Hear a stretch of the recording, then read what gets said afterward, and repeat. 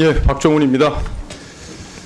조금 전에 야당 의원께서 이진숙 방통위원장에 대해서 불쌍한 게 없다 이런 얘기도 하셨고 굉장히 부도덕한 사람으로 매도를 했다고 생각합니다. 물론 이진숙 후보자가 자질 검증 과정에서 여러 가지 논란이 있었던 건 맞습니다. 법인카드 의혹을 야당에서 집중적으로 제기를 했죠. 그거 이외에 뭐가 그렇게 문제가 됐는지 잘 모르겠는데 이재명 대표 부인이 법인카드로 얼마 썼는지 혹시 김태규 직무대행 아십니까? 제가 그 금액까지는 파악을 못했습니다. 예, 여기 민영삼 대표는 아실 것 같은데요. 얼마 썼는지 혹시 아십니까? 김혜경 씨가 얼마 썼는지 아세요? 저 자세히 잘 모르겠습니다. 예. 예, 아시는데 말씀 안 하시는 것 같은데 최소 2천만 원이에요. 드러난 것만. 그거요, 다 소고기, 초밥 이런 거 사 먹는 데 썼습니다. 3년 2개월 동안 법인카드를 자기 생활비로 썼어요. 슬기로운 법카 생활을 했습니다. 그거에 대해서 민주당에서 뭐 얘기 한마디 한 거 들어보신 적 있어요? 여기 계신 모든 분들, 증인들? 한마디도 안 했어요. 자기 당 대표에 대해서는 한마디도 못하면서 개인적으로 쓴 게 드러난 것도 없는 얘기를 가지고 그 사람을 부도덕한 사람으로 몰아붙여서 나흘 동안 청문회 하면서 들들 볶았습니다. 왜 저기요, 그렇게 박정훈 의원님 잠시 중단해 주세요. 김혜경 잠시만요. 이제 이재명 대표를 넘어 그 부인까지 걸고 넘어지시는데 그분이 잠시만요. 그분이 방통위원장 후보라도 됩니까? 그분이 잠깐만요. 그분이 아니 제 중단시켰어요. 지금 이게 어떻게 보이는지 아십니까? 그냥 저는 박정훈 의원께 얘기하는데 벌떼같이 들고 일어나니까 여기가 뭐 국회 아니고 뭡니까? 뭐 여쭤보는 거예요. 예. 이 자리에서 아까도 안모위원회에 대해서 전혀 관계가 없는데 끌어들이시고 그거 안 됩니다. 그리고 또 하나. 자, 중요한 것은 예를 들면 이진숙 위원장의 법카 문제는 공직자를 하겠다고 나섰기 때문에 검증하는 겁니다.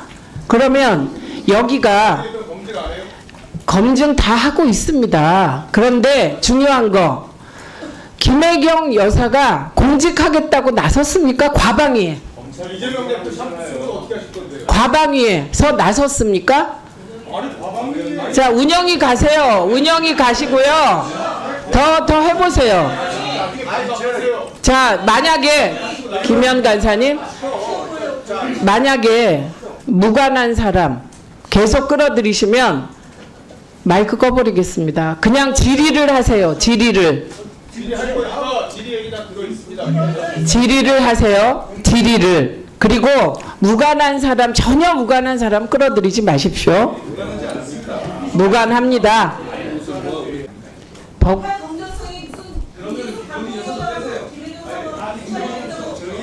아니 지금 잠깐만요.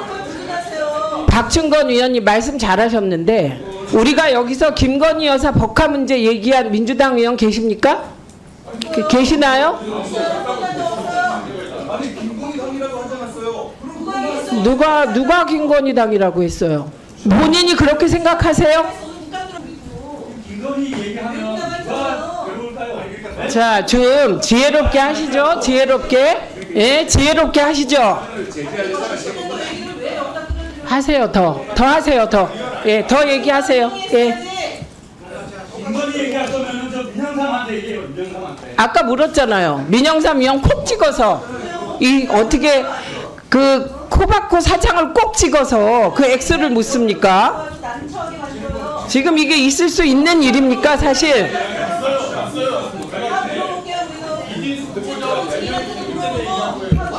관련 없어요. 자, 평범한 가정주부 얘기는 예, 평범한 가정주부는 나올 수밖에 없어요. 그게 업무와 관계가 있기 때문에 그거 하시고요. 그런데 전혀 관계없는 거 끌어들이지 마십시오. 그러면 누가 불리한지 생각해 보세요. 제가 민주당 의원님들께서 김건희 여사 법카 얘기하면 그것도 제재하겠습니다. 법카 얘기한 적이 없어요, 우리는. 아니 지금 아니 김건희 여사가 대통령 법카 같이 쓴 거에 대한 의혹을 누군가 제기하면 끊겠습니다. 네, 질의하십시오. 이준숙 위원장을 악마처럼 만들어서 민주당이 원하는 MBC 지키려고 지금 이러는 거 아니에요. 민주당이 지금 도대체 언제부터 방통위를 이렇게 망가뜨려 놓고 이제 와서 방통위를 국감을 하겠다? 지금 방통위가 이렇게 마비된 바람에 김태규 직무대행 못하는 일 좀 말씀해 보세요. 민생과 관련됐는데 할 수 없는 일들 말씀해 보십시오. 열거해 보세요. 예, 방금 인핵 결제 말씀드렸고요. 조용히 하세요, 김현 간사 조용히 하세요. 김현 간사라고 수정했어요 지금. 빨리 말씀하세요. 예, 그리고 TBS 문제도 저희들이 사실은 손발이 묶여 있습니다. 그 부분과 관련해서도 저희들이 어떤 역할을 할 수 있었으면 좋았겠다라는 생각을 하고 있습니다. 그 외에도 전부 다라고 조사 기능 내지는 기본적으로 의결을 위해서 준비하는 기능 외에는 전부 다 마비되어 있기 때문에 예, 그렇게 다 마비시켜 놓고 정부의 기능 자체를 마비시켜서 민생을 이렇게 어렵게 만들어 놓은 민주당이 국감을 한다는 게 코미디예요. 만약에 제도가 있으면 저는 민주당을 국감을 했으면 좋겠습니다.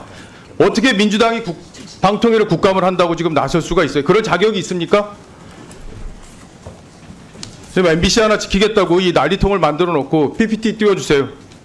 2023년 11월 7일 날 당시 최민희 후보가 사퇴를 했어요. 방통위원 후보에서. 그 뒤에 지금까지 1년 가까운 시간이 있었습니다. 1년 가까운 시간 동안 민주당은 방통위원장 2명을 추천을 안 했어요. 그리고 김태규 직무대행 최민희 위원장께서 이 자리에서 민주당 2명 추천하겠다고 한 얘기 들은 적 있습니까? 추천 말씀을 하셨던 거 추천하겠다고 했죠. 그러면서 국민의힘도 그러면 추천해서 임명해달라고 얘기까지 했죠.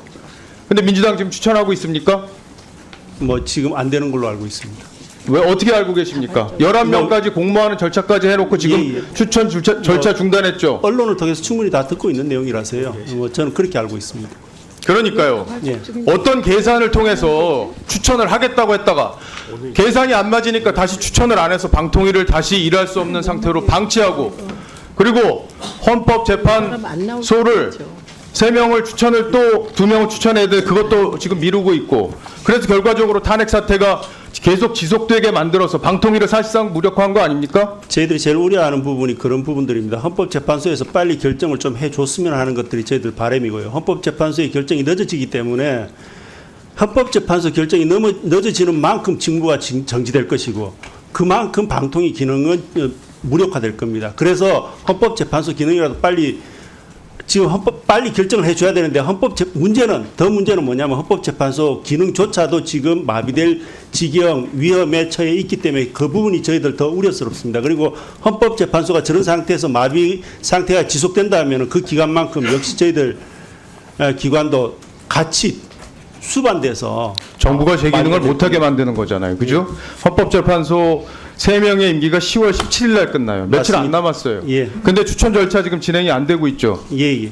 왜 안 되고 있다고 생각하십니까? 그 속내까지는 저는 알지는 못합니다만, 일단 헌법재판소가 빨리 정상화되는 것이 맞고, 제가 개인적으로 바란다라면은 그 10월 17일 이전에라도 헌법재판소가 좀 성의가 있다면은 더 빨리 결정해 주셨으면 어떻겠나 하는 생각까지도 있습니다. 민주당이 최소한의 양심이 있다면 헌법재판소까지 저는 무력화시키지는 않을 거라고 봅니다. 헌법재판소는요, MBC만 지키기 위해서 존재하는 헌법기관이 아니에요. 거기에는 수많은 우리 국민들의 기본권이 그 문제에 달려 있고, 그 기본권 보장하기 위한 우리의 헌법기관입니다.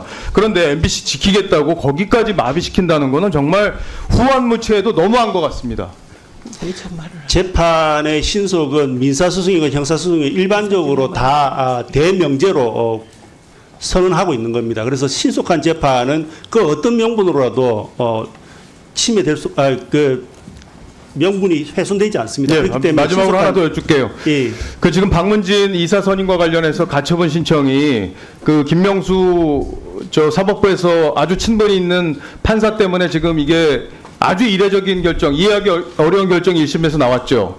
항고한 상태죠. 예, 항고한 상태이고, 판사의 편파성에 대해서는 제가 이 자리에서 논하지는 않겠습니다. 다만 그 판사의 지금 법원에서 가장 큰 문제점은 특정 성향의 판사 모임이 있다는 부분입니다. 예. 그리고 그 소속이라는 것이 공정성에 대해서 의심을 가질 만한 상황을 만들고 있다라고 말씀드립니다. 항고한 결과는 언제쯤 나옵니까? 항고한 결과는 저희들이 현재로서는 예측하기는 쉽지 않지만은 수일 내에도 충분히 나오려면 나올 수 있는 상황이라고 생각하고 근데 있습니다. 항고심 담당하는 주심 판사 그분도 특정 그 이념이 들어가 있는 연구단체에 소속된 판사입니까? 그 부분까지는 제가 파악은 못했습니다. 예, 뭐 저는 아닌 걸로 알고 있는데 예. 만약에 항고 결과가 지금 1심하고 다르게 나온다면 박문진 이사들이 선임이 즉시 효력을 발휘할 가능성이 있습니까? 저는 그게 법리에 맞다고 생각하고 있습니다. 예, 그렇게 되기를 저도 바라고 있습니다. 이상입니다.